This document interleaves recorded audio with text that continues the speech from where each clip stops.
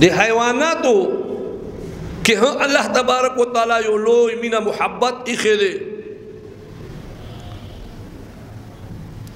پیغمبر علیہ السلام پیوے صحرا کے روان دے آواز ورتا کی پیغمبر علیہ السلام اخوا دے خوا گوری خوصوینی نو بیا آواز ورتا کی چلے وہ غنڈی طرف تے او قتل نو ہر تا یہ اسے تڑلے اولی دا ہر اسے پیغمبر علیہ السلام تا شکایت کو اید اللہ پیغمبرہ زی یہودی نی ولے یما او تڑلے یما نمی مڑوی او نمی پریدی ما دل تپنیز دو پہ وہ غر کے دو بچی دی نو زما سفارش ورتا اوکڑا چھے ما پریدی او زب پہ ورکم اخبرو بچو تا او بیا بزر آشما دے یہودی تا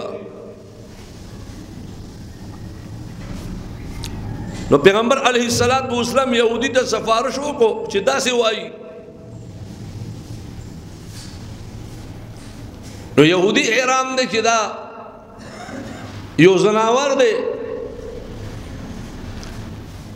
اور پیغمبر علیہ السلام سر وعدہ کی سکے بے پورا کہی خو یہودی عمدہ ویل چلو موقع دا امتحان واخر دا پیغمبر علیہ السلام وال چیر اختیادی کا سے گپتے پیغمبر علیہ السلام خبر ہے امن لا خوزی مواری واخر دوئے دونا پورے بزر در سرائی مچی سونا پورے دا اسے راغلے نوی وہ ٹھیک شو اسے پس غلو لاڑا بچو تے اپنے ورکڑے اور لگ مودہ پس بیار آلا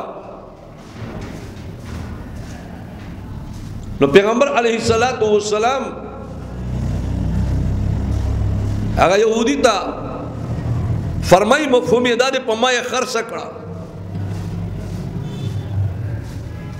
نو دی ایدہ اللہ پیغمبرہ صلی اللہ علیہ وسلم خرساول نشتا مفتی دستاشوا